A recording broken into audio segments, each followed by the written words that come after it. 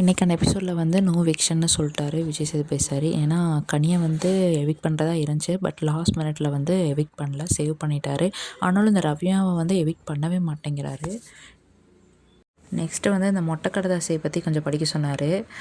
2-3 பேர் எழுதியிருப்பீங்கள்ல, அந்த மொட்டை கடிதாசியை வந்து கொஞ்சம் என்னன்னு படிங்க அப்படின்னு சொல்லி கேட்கவும் ஃபஸ்ட்டு படிக்க ஆரம்பிச்சிட்டாங்க.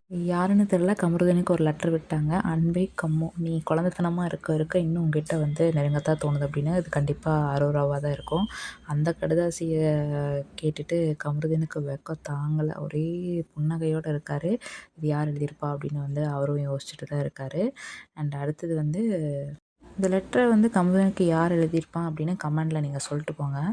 அண்ட் அடுத்தது வந்து நெக்ஸ்ட்டு எஃப்ஜே கையில் இருக்க லெட்ரு வந்து யாருது அப்படின்னா வினோத் அண்ணாக்கு எழுதியிருக்காங்க. வினோத் அண்ணா வந்து யாருமே நாமினேட் பண்ணாதனால இந்த மொட்டை கடிதாசி யூஸ் பண்ணி வினோத் அண்ணாக்கு போட்டாங்க. 3 வாரமாக மனுஷன் எஸ்கேப் ஆகிட்டே இருக்காரு. யாரோ ஒருத்தவங்க குத்தி விடுங்கடா அப்படின்னு சொல்லி போட்டிருக்காங்க. இது கண்டிப்பாக பாருவாக இருக்கும்னு நான் நினைக்கிறேன்.